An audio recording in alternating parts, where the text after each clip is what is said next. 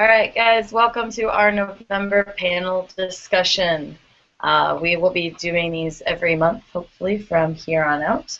So the topic this time is If I Knew Then What I Know Now. We have some great people from the industry, experts, if you will, that are going to share with us some of the knowledge and advice they've gained over the years. So if we want to start introducing ourselves first, we'll start with you, Brian. Hi there, my name is Brian Garish. I run Transylvania Hostel in Cluj-Napoca, Romania. Cool. And Lee? Hi, I'm Lee. This is my husband Yoash. We run the Green Backpackers Hostel in the town of Mitzperamon in Israel. And Yaron? Hi everyone, I'm Yaron Burgin. I'm one of the owners of Abraham Hostel in Jerusalem. We just had our 4-year anniversary yesterday, and if you're around, you're welcome for the big party this Saturday night. And next year we're opening a second hostel, which will be Abraham Hostel Tel Aviv. Awesome. And we have Klaus, whose video is not on, but he is with us. Klaus? Hi, I'm Klaus. I'm unemployed, and I'm enjoying whatever you talk about. You hear me? Yeah, we can hear you. It was a little bit garbled. Can you say it one more time? Yeah. Hi, my name is Klaus. I don't run any hostel. If I do, then that hostel owners can be real assholes. All right. So my name is Courtney. I work for Hostel Management. I will be moderating the discussion. And I'm also the manager of Pacific Trade Winds Hostel in San Francisco, California. So let's go ahead and start with our first question, which is basically an intro about your current hostel situation as well as where you came from. So Brian, if we want to start with you, what is the name of the hostel that you own or run? Where you said the location, how many years has it been opened, and what's your background with it? Transylvania Hostel in Cluj-Napoca, Romania. It's been up in operation almost 7 years now. I've been there for about the last 5 years, almost 5 years. Before that, I opened up the Gold Coast Hostel in Lagos, Portugal, and ran that one for 2 years before moving on. And before that, I was working in hotels and resorts with the intention of moving into the hostel industry, although in order to pay off student loans and other debt, moved into the other side of the industry. There was phenomenal training, worked with Hyatt Hotels. They've got a tremendous training program that helped me basically learn a lot of the administration side and the operations side, while at the same time getting a good solid starter paycheck. Perfect. And Lee and Yoash? I forgot what we need to start with. Where your hostel is, how long it's been opening, what was your background, kind of your whole background. Well, I'm a city girl that moved into the desert to the most remote town in Israel that did not see any travelers, our kind of travelers at all, up until 3 years ago. Started with one building of 14 beds, moved on to 22 beds. Have been looking for 2 years now for a building that will be able to occupy 50 beds. I always knew I wanted to have my own business that had to deal with something with traveling, but there were not many hostels in Israel. I traveled a lot. I worked a bit in hotels. I worked in a lot of things, thinking like marketing, sales, yeah, just about anything, and I kind of left every time I felt like I learned what I needed from that business. And 3 years ago, when I came to this town, it was obvious that I'm going to take all the experience from all the different and not necessarily related, yeah, just kind of took everything, opened the hostel, and am using everything that I ever learned. Perfect. I'm a trained tour guide. I studied history. I used to work with organized tours and organized groups in Israel. And once we opened the hostel, at first I was less involved, and gradually I became more and more involved. A lot of the construction side and the maintenance side of the hostel, but also a lot of the customer service and anything that has to do with introducing the outdoors out here in the desert, hiking, activities, and everything like that. So basically I'm using a lot of the experience that I have from tour guiding and from my old job as a bartender in the service industry and utilizing it in the hostel, and it's a lot of fun. So what you're really doing is getting everyone liquored up. We understand. Occasionally, yes, that too.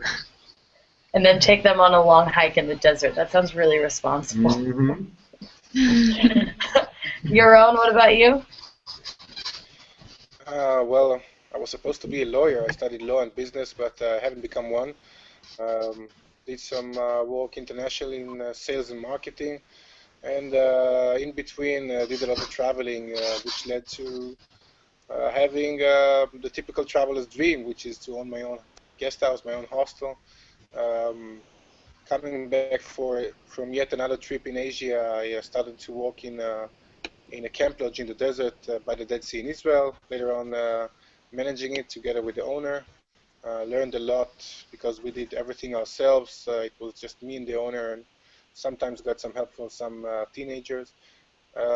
Beyond that, I at the same time started ILH, Israel Hostels. It's a union of the best quality hostels in Israel, and this is something that I've done with another guy. Was deeply involved in the daily operation in the beginning. Now I'm chairperson of the non-profit, which is now ILH, and together with Lee and Yoash and other people, other hostel owners working together. And I think that the traveling was the most relevant experience that I gained. But every small thing, like Lee said, you can take anything that you've done, whether it's your career or whatever you studied, everything is relevant when you own your own business, and definitely when you own an accommodation place. Okay, perfect. That's kind of you. Both you and Lee and Yoash have touched a little bit on another question we had of, what was your background before you started and how did it help? And Brian, you as well, talking about experience at the Hyatt and, bartending, customer service, traveling, hotels, all that.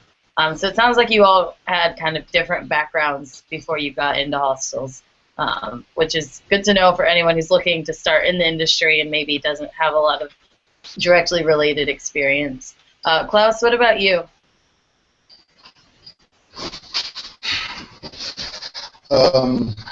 Actually, it was my first job to work in a hostel.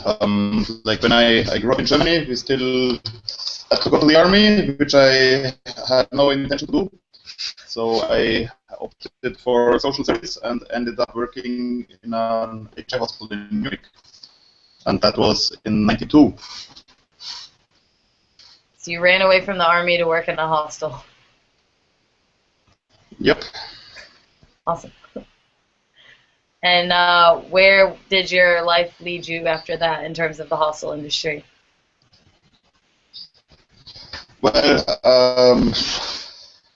I didn't like HI so much, so I never considered to go on working there. So I went to Berlin to study urban planning, which I hated. So I moved to Vienna and to check if it's better there. There was the need to eat and to pay the rent, so I looked for a job and got one at another HI hostel, which I hated.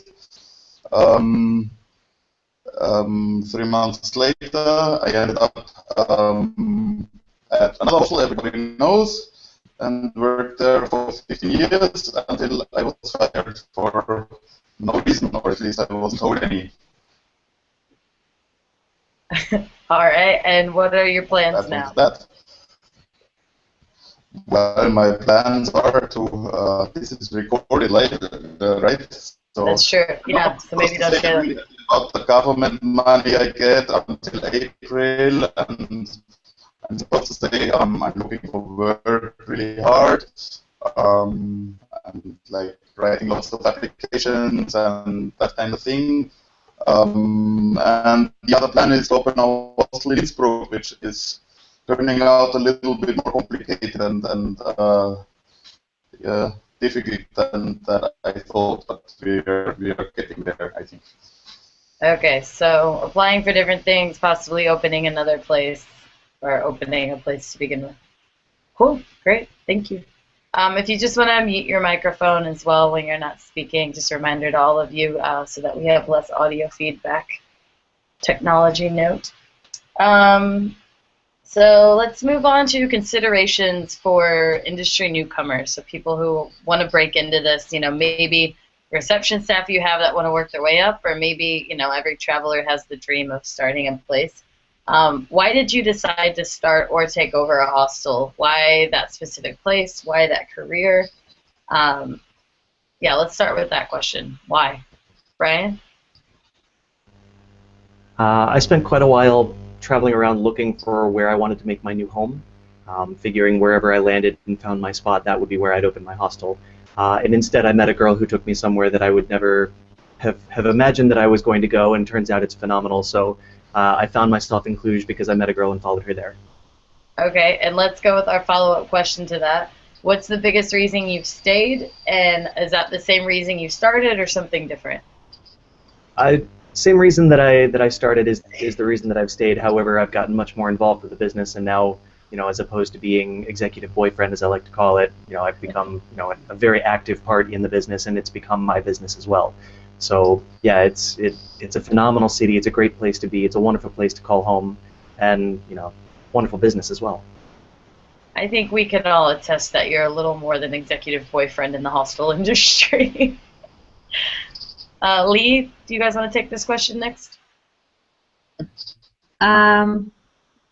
I always wanted to work in tourism. I always loved hostels, just never really thought that I could actually own one until I landed here in this town. And there were two reasons that really made me go for it here. One was the fact that there were no really good job opportunities, so I had to create my own. And the other one is that I really want to see this town develop, and I believe that hostel is a great way to develop a town like this town. This is exactly what it needs. It needs the independent travelers coming here and buying at the local supermarket and contributing to the local economy, which is much better, in my opinion, than having a ton of hotels here that kind of keep the people inside of them. So it's a combination of all those things, but basically because I love it. Fair. And Yoash?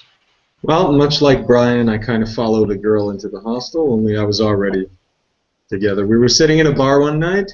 Lee turned to me and said I wanted to open a hostel, and my intelligent response to that was, okay.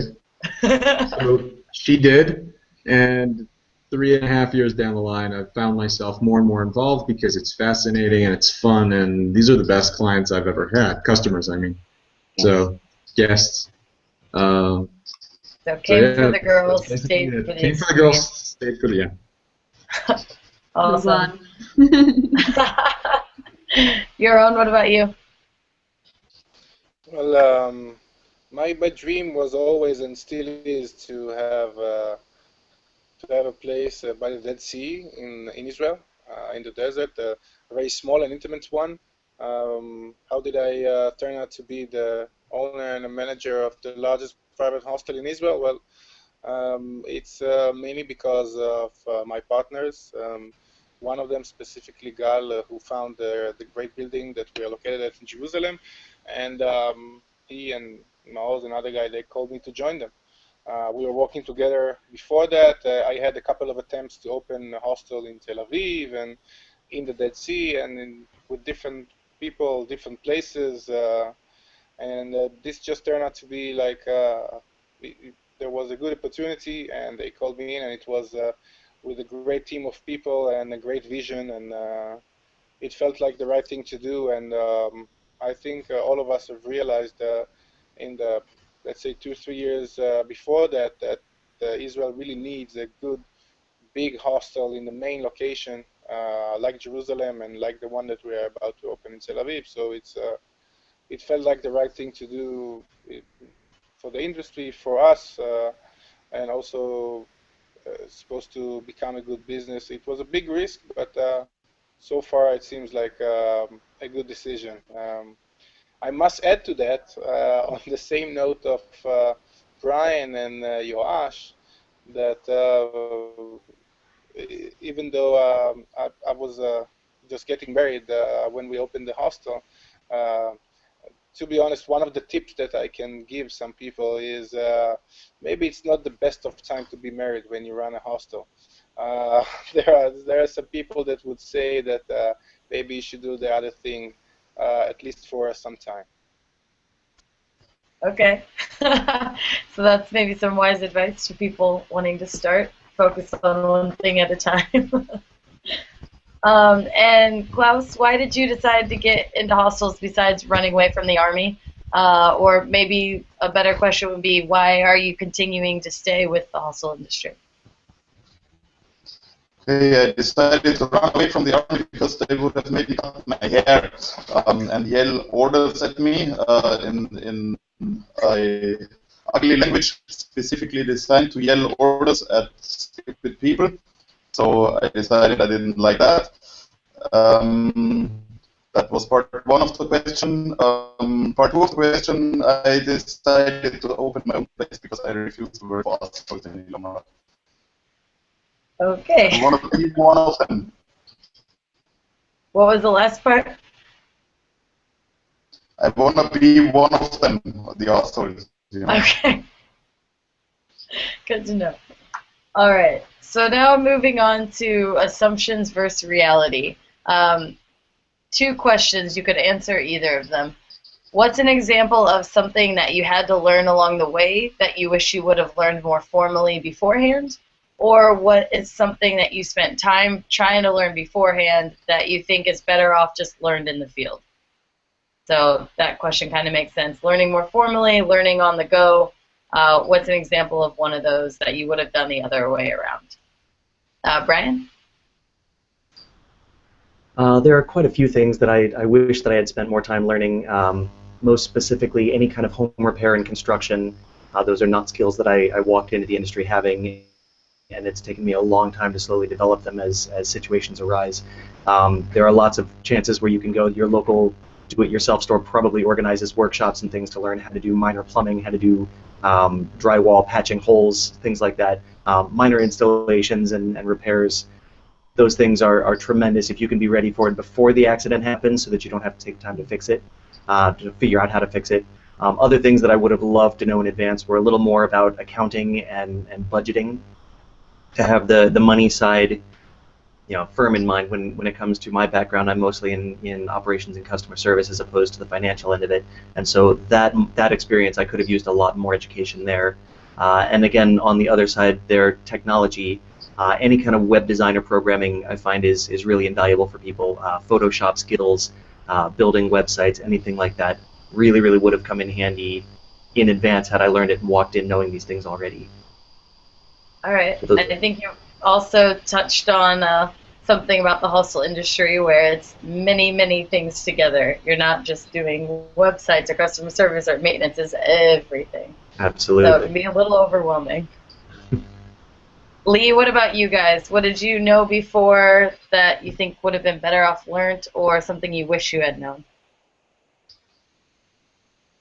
I hate learning.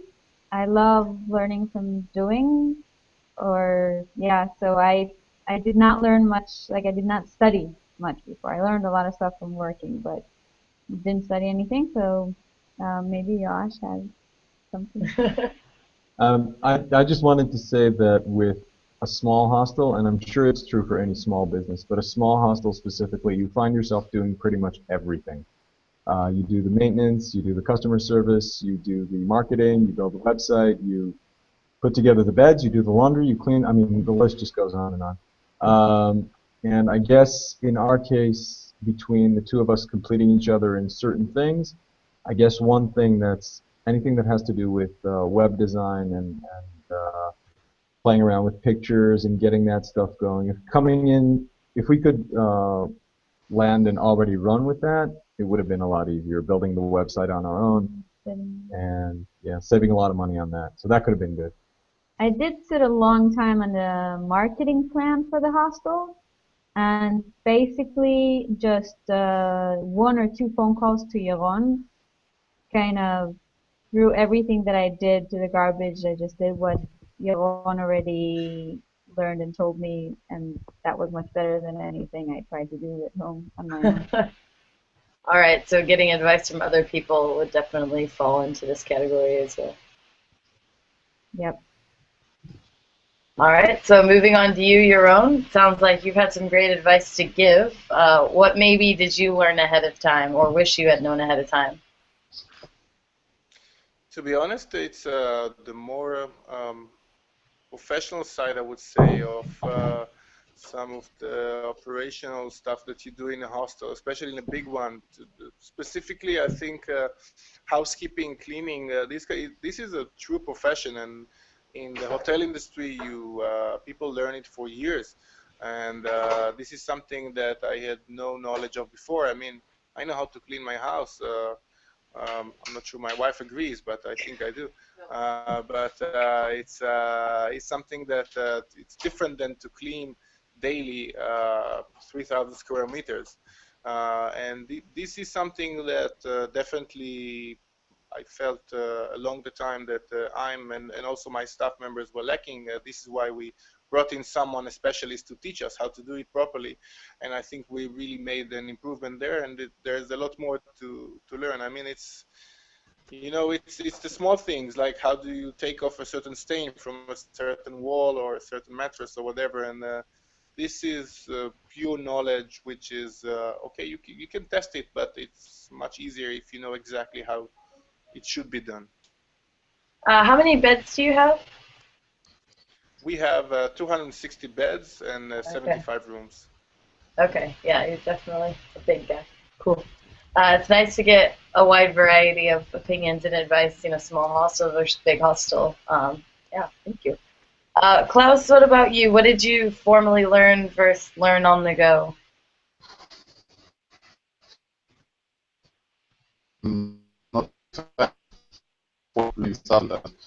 I have had to work with people who had a formal education in the hotel business, and my impression was there wasn't much I could learn from them, or they could learn there, but there was so much they had to unlearn because hostels work so much different than your regular accommodation business. So I think it's not rocket science if you have common sense, if you like to help people, if you like people in the first place. There's not much formal education you need for that. So I think that's a good point. Klaus was talking about, learning but then unlearning certain things. I think everyone can come into this with certain backgrounds, but then, hostels are a very specific niche market where not everything can be applied from a hotel or from something else. So willingness maybe to unlearn some of those things that you've learned or habits and figuring out what works well. Yeah, it's a great point. All right, moving on to our next question. What did you think your biggest challenge would be, and what did it turn out to be? And, how did you solve that? So I'm sure you all had ideas of what would be hard or what would be challenging, and maybe it turned out to be something completely different. Brian? There were a couple of things that I thought were really going to be challenging for me. First and foremost, I knew that I was going to be outside of my own country because I wanted to go and travel and find somewhere new. So just simply having the right to be there was one of the biggest concerns that I had, one of the things that I was afraid of. I've been lucky that as I've traveled around, I've found ways that I can get legal visas to work. I can get the visas to stay at least. And if I'm starting up something, for example, if I went to a new place and didn't have other connections, I had to start everything from scratch. There are ways to go around it, whether it's a work and study visa, work and travel visa, anything like that. Become a student, enroll in classes to get limited time, so that at least you can stay and do your research in that place. That's one option. I've found that actually a lot of places will allow you to open up some kind of a business. It doesn't necessarily have to be a hostel, but perhaps it could be something else. In which case you could also get the right to be there and give you extra time and ways to go around it. So it ended up not being quite as difficult as I was expecting. And the other thing that I really was concerned about in the beginning was fair competition, which I heard horror stories of really nasty backstabbing and people that were, you know, evading taxes, not registering their guests, you know, all kinds of things that as I've gone on, I've found that as long as you open the lines of communication with your competitors and you actually, you know, treat each other as if they're not the enemy, you can clear up a lot of things and actually work and work together as opposed to being just competition. You become friendly competition and in fact even potentially partners in the city. So it turned out to be not nearly as bad as I would have expected it to be. Cool. Lee, Yoash? We have two. Let me say the first one. Well, the first one, we thought a challenge would be to bring people here, since the independent traveler traffic to Mitzvah really wasn't that big before we opened the hostel. We knew it would be a perfect place, but there just wasn't that much traffic, and we thought bringing people here would be a huge project. And it ended up being a lot easier than we thought. The word kind of spread, and other hostels really helped, and travelers talk. But then the big challenge was, and we're still facing that challenge, is getting people to extend and getting that average stay from one night to a night and a half to slowly getting it up to 2 nights per, you know. The average stay was really a challenge getting it extended because we all know that the first night is great, but the second and the third night, those are the real important things to get. You want to get to those second and third and even fourth night if you can. Do you find that it's a challenge because people have their travel itineraries laid out so, you know, perfectly these days that's not so spontaneous? Or is it because of the area? No, I think the area actually works in our favor.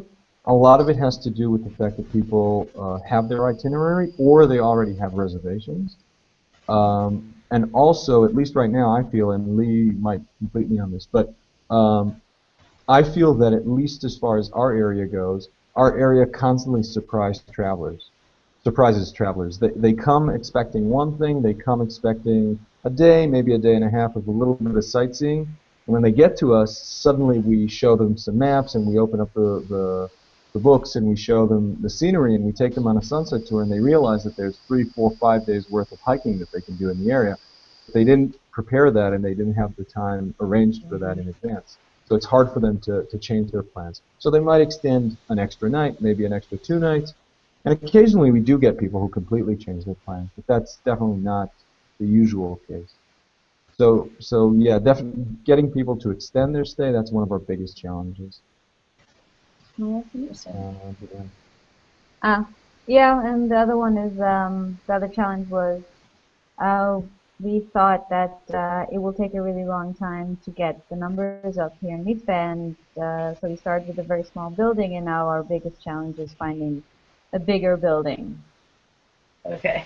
So a sort of good problem to have. Your success was a little faster than you anticipated.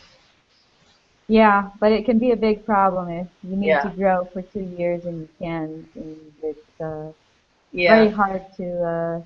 We have a phrase in Hebrew saying like you work full gas in neutral.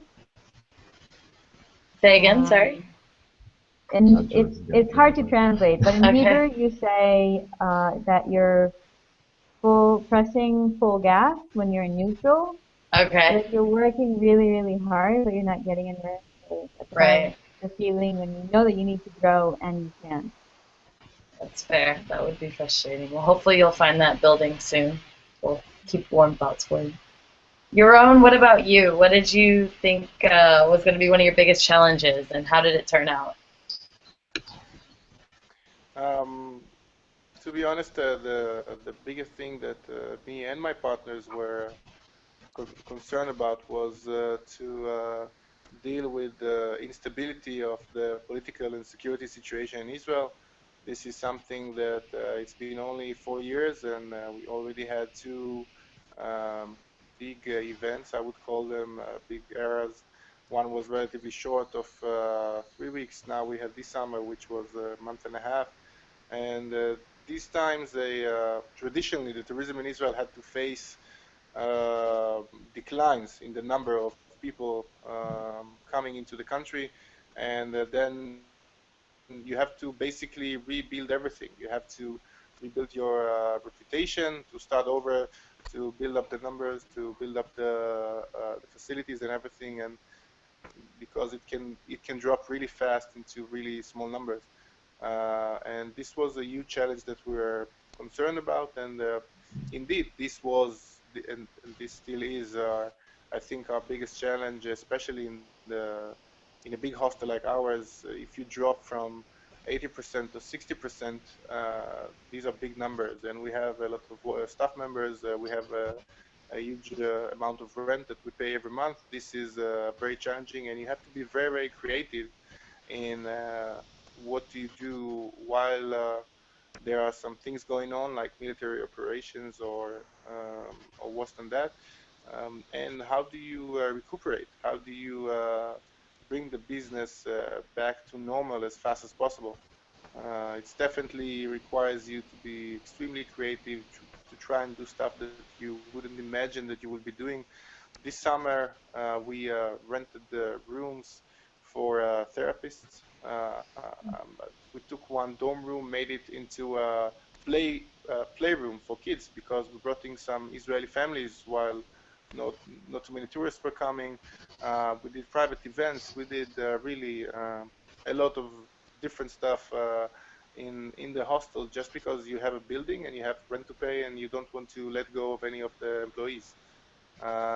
Luckily, I think that cooperation is, for us at least, is going quite well. And 3 months later, we are showing the numbers that we had last year. So that's good. But we know it's something that unfortunately can happen every few years, and it's a huge challenge. I do think that there was another challenge that I personally didn't anticipate, and is that at least in a big place like ours, I'm running over 40 staff members, and dealing with the people. I mean, we have an amazing staff, but this is always the biggest challenge: to make your staff happy, to make them satisfied. And if someone is going through some difficulties, then you feel it, and you feel it very very strong. So this is, I think, the biggest challenge: how to bring in good people, how to train them, how to make them stay for longer periods of time. Um, this is definitely a very, very challenging part of the business.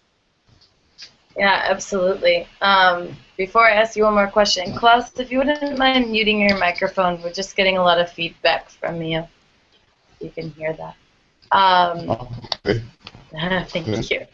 Yaron, you were speaking about the challenges with the politics, and you definitely had some really creative solutions to that.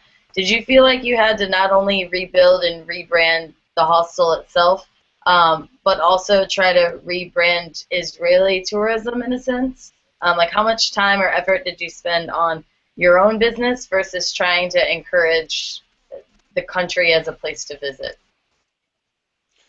I think most of our time in these situations, and like we've done the last few months, is mainly around the destination as a whole. It's not about the hostel at all. I think the hostel, once you have a reputation, you have the good reviews, you have the people that were there before and recommends you, so that's good. But the big challenge is to actually bring the people into the country, to bring back their security and belief in the destination, that this is a good place to travel, it's a safe place, it's a place worth going to. And definitely myself, my partners, I think Lee and Yoash and all of the hostels in Israel and in ILA specifically, we are doing a lot of work to try and promote the destination, and just share information with people about Israel and the Middle East, that this region is worth going to. And definitely after each period that something like this happens, like it happened this summer, this is the focus, not the hostel itself. There is no point of promoting a specific place, as good as it can be, if people are not sure if they have a reason to go to this part of the world.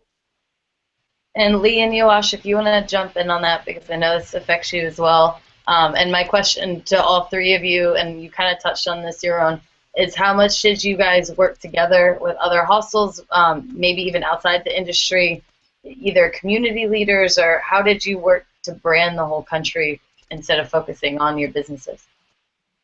Well, I think in a small scale, every hostel took the guests that they did have and did the best we could to present an image of all of Israel, that there might be a conflict going on right now, or there was a conflict in the summer if we're talking about the guests that are here, but that the rest of the country, and there are parts of the country that were either completely unaffected or affected very little. So traveling in Israel, and that was one of the biggest messages that we were trying to show, is definitely a possibility. It's amazing to think that even while the rest of the world was seeing, most of the country was very calm. And ironically enough, and this might sound funny, but the tourists that were in Israel and didn't cancel or didn't leave during the conflict, because there were less tourists around, there were no lines anywhere, it was easy to get good rates, enjoyed all of the sites that many times are just crowded. But that's ironic, and it's not very easy to convince people about that. But who visited the hostels and had a great time, it's always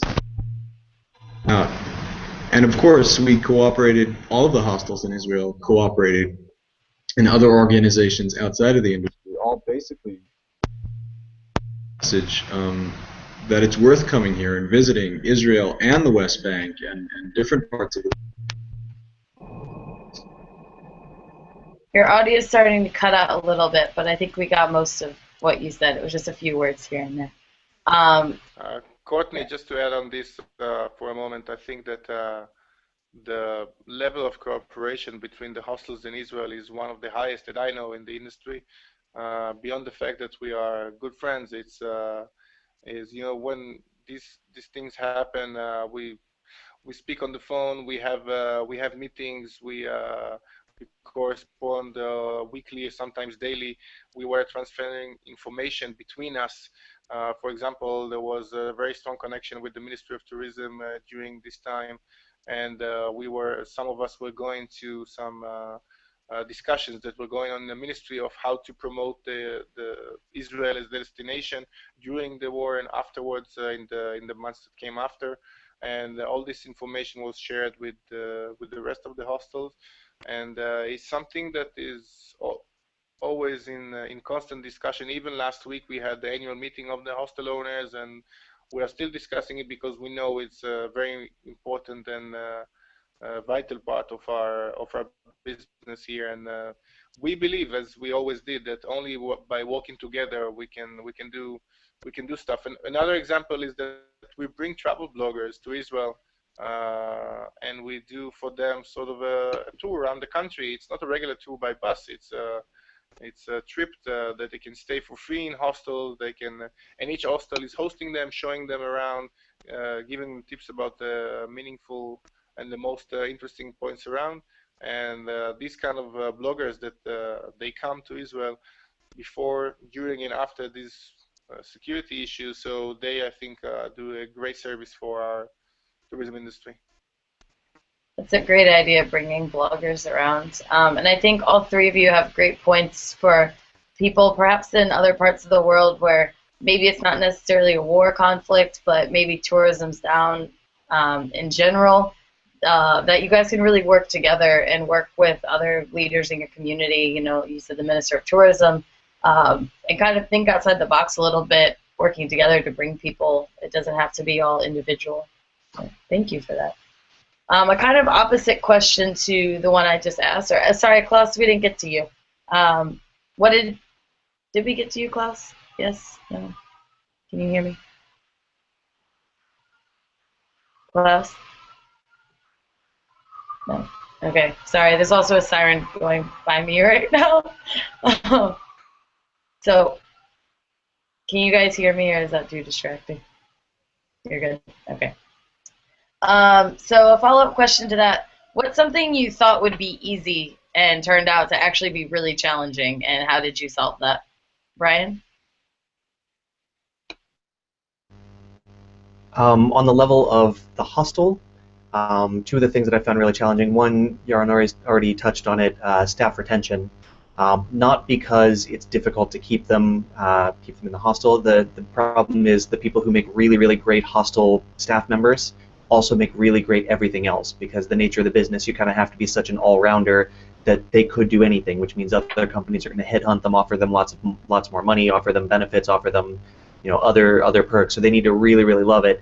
And even when you have the folks that are well-rounded and really, really love it, many of those also have ambitions of starting their own hostel. So even if you get to keep them for a while, they're probably still going to take off. So the staff retention has turned out to be a lot more difficult than I ever imagined that it would be.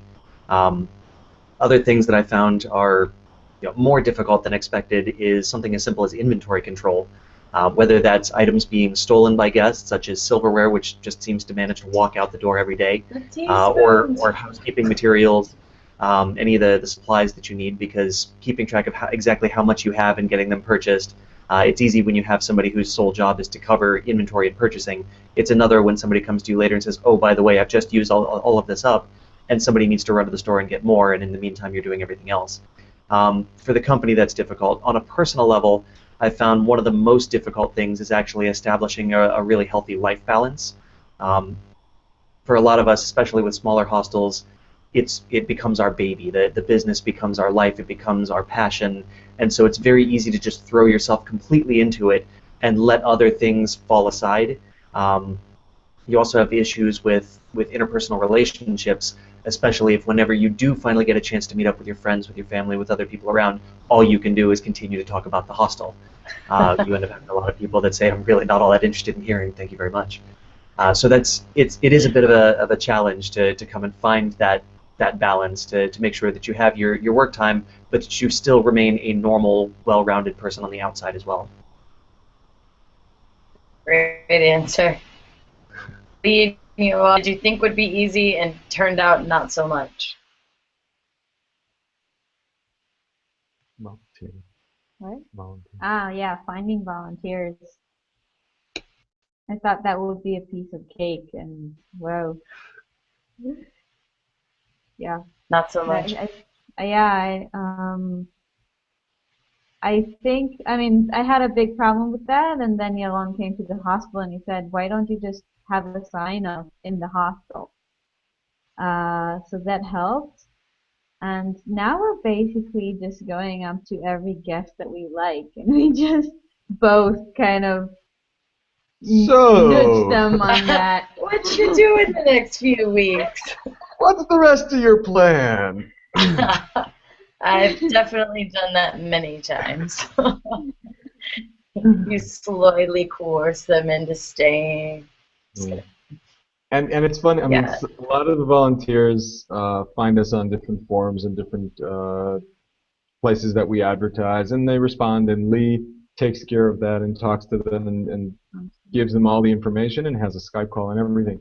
But honestly, the best volunteers are just the cool guests that you end up talking to, and they stay. We've had some great volunteers from posts, but really the best ones are just the guests that you connect with. And do you find there's enough of them that don't have set plans where they can say, yeah, I'll stay for the next few weeks or months? Or is that also difficult? No, it's still really difficult.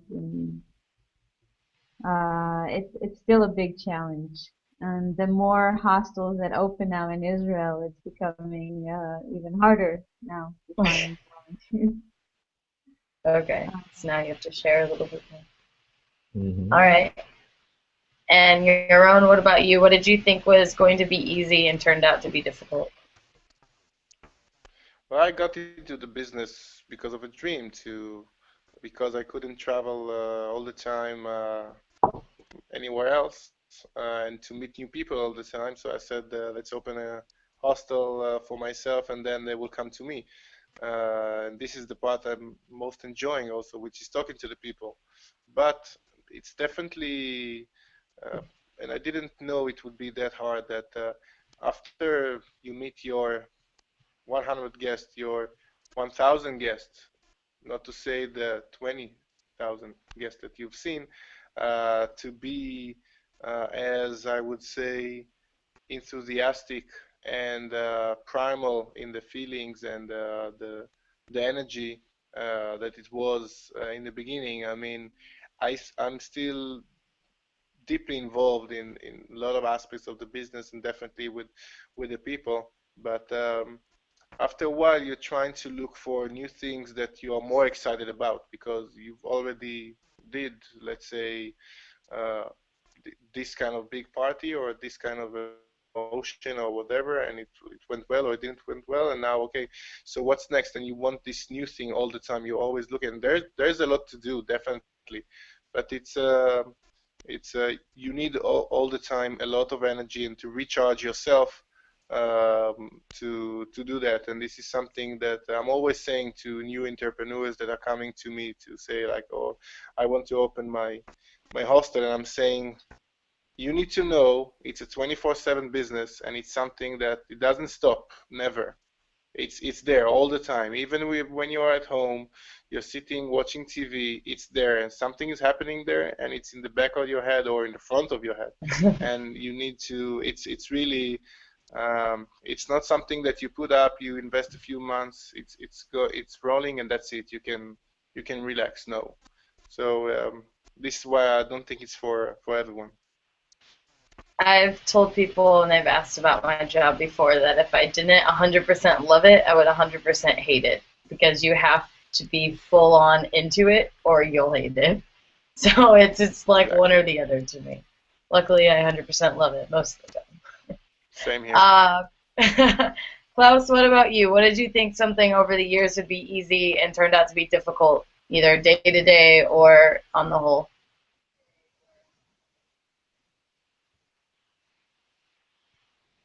Klaus, can you hear us? Klaus? All right. We'll go on to the next one, Klaus. If you can hear us, just interrupt us and we'll come back to you. What has been the biggest time waster? Oh, Klaus, can you hear us? Yeah. Perfect. Not much. Just what Ryan said. Work-life balance. People be there, living in the hostel day and night. Yeah, and the other hard thing, Ryan, you remember the guy in Innsbruck, like, who was totally obsessed? We would put gypsies into his house. That kind of thing. Convincing people we are actually nice persons and are not going to burn down the house or putting people into that if they don't want that. That seems to be really hard. That's it. I heard the first one was living and working there, I believe. Was that what you said? The first challenge? Yeah. You thought that would be easy and not so much? Yeah, that was the first challenge. The other challenge is at the moment finding a landlord who isn't obsessed with the idea that we would put gypsies into his house. If Brian maybe remembers that one. Okay. Finding the right landlord. Yeah, definitely. I could imagine that. Let's stay with you on the next question. What has been either the biggest time waster that you've found or done over the last years, or what's something that you found helped with the most productivity? One or the other.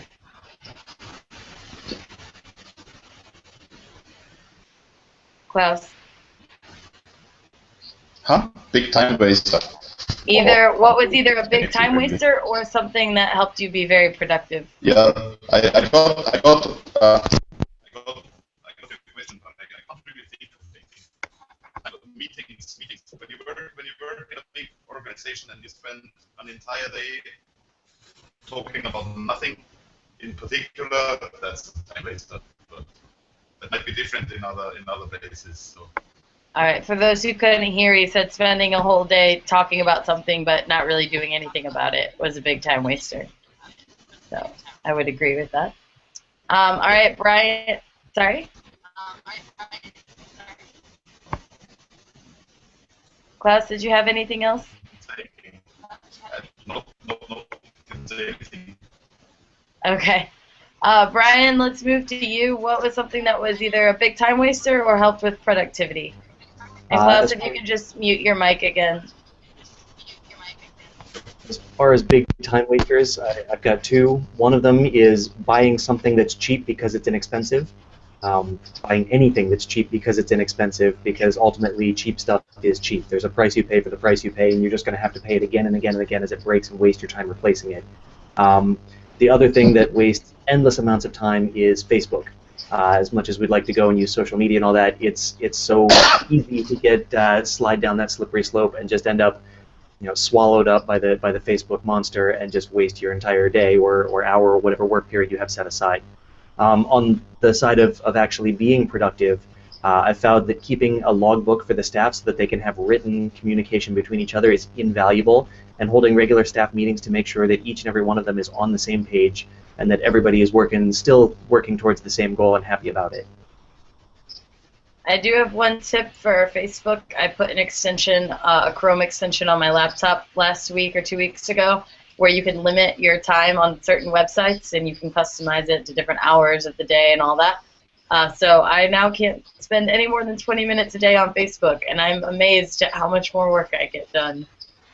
It's pretty impressive, actually. That sounds like an incredibly useful productivity tool. Yeah, you guys should look into it. Lee and Yaron, what about you guys? This past summer, I decided that I need to save money, and one way to do it is change our reservation system. We changed from one system, managemental system, to a different one. It took a really long time to get to understand it, to customize it, to move, just to really get started with it. And uh, it took me so long to do the accounting at the end of the month, and just the whole process was terrible. I ended up just going back to the old system. I understood that even though it was more expensive, it just saved me so much time, and I think it was like it's like another person's salary. So just I learned that one the hard way. And there was another thing. So you had, sorry, just to clarify, you had gone to the other system because it was going to be cheaper, but it took so much time to learn, you ended up going to the more expensive one. It was like 10th cheaper than the one that I was using, but it just wasted so much time. Okay. It just ended up being a complete waste of time. Like, and if anyone wants to know what that complete waste of time is, I'm sure they could message you and find out. Yeah. And the other thing that we just started to do now is instead of keeping a logbook at the hostel, it's something that Yoash wanted for a very long time, and I did not want to hear about it, but I caved in this past summer, and everything is now on Google Docs, Google Calendar.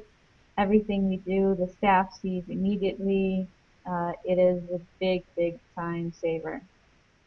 Definitely. Yoash, anything to add? No, I think everything was already said, including the fact that I was right. So I'll just hold on to that. Couldn't let that slide, could you? Hey, nope. Yaron, what about you? What's been the productivity enhancer or time waster? I think technology, which was mentioned here a couple of times already, is either the biggest time waster or the biggest time saver. And there were several examples here. You mentioned Facebook, you mentioned Google Docs. I think generally a good technology, if you know how to use it, can really save you a lot of time and also in many cases save you a lot of money. I can give you several examples. One of them is that to check the reviews, I used to go over various websites to each and every one to check if is there a new review, and to just to find it and search it. It takes time. In the last year, we have a system that aggregates all reviews into one channel basically, and it's all in one place with also additional analysis. It saves you time, and also you can learn much more on your business. You can handle complaints or compliments in a much easier way. So what is that called? We are using a software called Review Pro. There is also one called Trust You. these are the two leading softwares on the market at the moment. Also, one of our receptionist as a side project. He's in charge of guest relations, so he's the specialist with the system, but it's being used by all the managers as well, the department managers, and it's something which really is, it's just easy to use. You don't have to look for the information, it's there, and you can get alerts, and it's really handy. But again, the technology can be a time waster. If it was a bad software, so it would waste a lot of our time, because just to learn it or just to try to use it would have been a time waster. I can also say that another thing which it takes a lot of time, but I really believe in it, is proper training. The training process for any new staff member in the hostel is quite long, much longer than I know is for other hotels or hostels. Receptionist for us, it takes up to 6 weeks, sometimes 8 weeks until they are fully trained. They get a lot of information, a lot of training shifts, a lot of written material as well that they need to go through, and at the end they need to do a written test and an oral test, and these are things that we take really seriously, invest a lot of time in. And the reason why we do it is that what you get afterwards from these employees is much more than if you just throw someone into the water, as you can say, and tell them to start walk.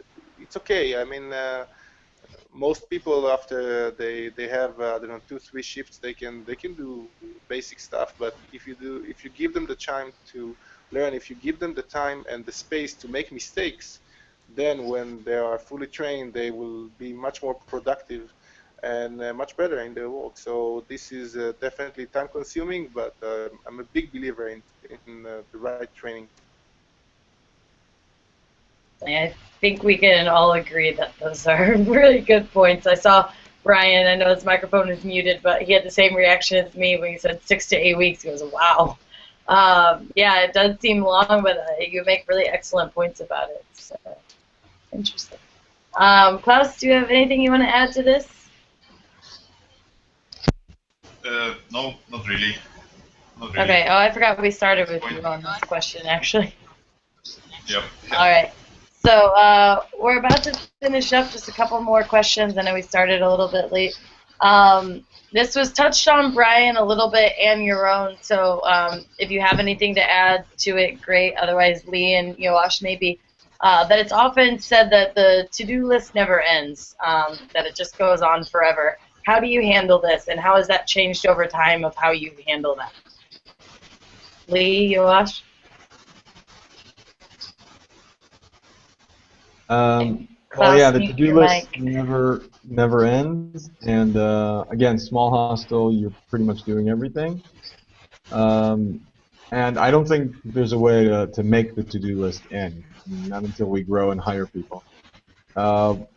Lee, over the past year, has been able to outsource some of the stuff that we do and kind of try and focus our efforts, and that hasn't been easy, and it's been successful in certain things. But I think the most important point was probably touched by Brian, is the to-do list never ends, and you fit the to-do list into the schedule. But one of the things you always forget to put into the schedule is free time or quality time or personal time. So that needs to be one of the top items in the to-do list, and every week when you set your schedule, or every month when you set your schedule, that challenge has to be there, and you have to tackle it to set aside quality time or personal time, or call it whatever you want, family time, and knowing how to step away from the hostel for at least that amount of time, if not less. So actually scheduling in breaks for yourself and quality time with others. Yeah, literally scheduling it, having it written down. Definitely. Does anyone else have anything they want to add to that? I know you guys touched on it a little bit earlier. Just raise your hand, Brian. I would just add one thing, that if you're going to make the to-do list and you're going to put your schedule there, make that public to someone else, whether it's your staff or your partner or just somebody, so that there's somebody else there to hold you accountable. Because it's easy to say, well, I'll get to it later, especially because it is a 24-hour job. Later, a couple hours later, what's the difference? You're still going to be working. Let somebody else know that you've set a deadline, you've got an expectation, and ask them to help you hold yourself to it. Perfect. All right, let's wrap up with one last question of if you had one piece of serious advice and one piece of maybe funny advice to somebody starting out or in the industry already, what would it be? Lee? Lee, Yoash? I'll need to think about the funny one, but Okay. my biggest piece of advice is that when you open a hostel, already think about how can you expand into it. Like already think of the expanding. Make sure that the building you have is something that you can grow into. Um, yeah, like from the first day, think of Okay. how you can grow. Anything else, Yoash? No, that we We actually might, planned this one. yeah. All right, Klaus, if you can hear us, do you have any serious or funny advice to pass on?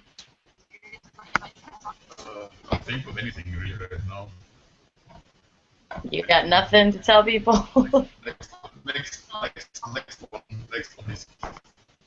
Okay. Brian, what about you?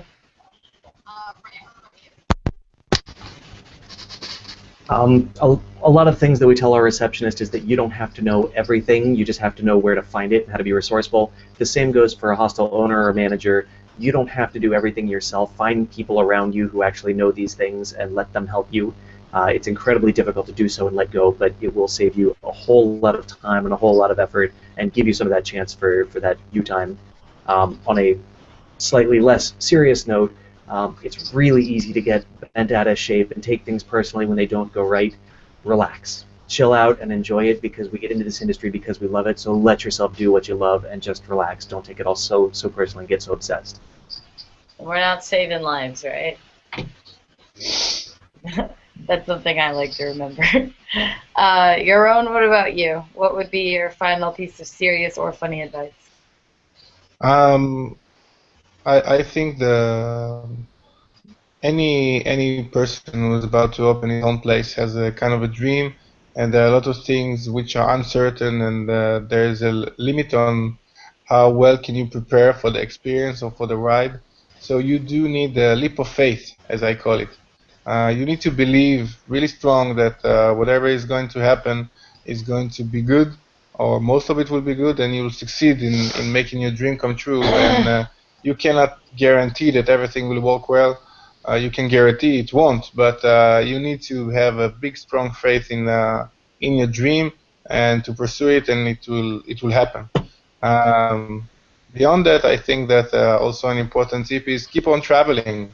You need to know your own guests, and the guests are changing all the time. Travelers are doing stuff. I bought a smartphone not because I wanted it, just because I realized that our guests are using it more and more, and I need to know what the hell are they doing with their phones all the time.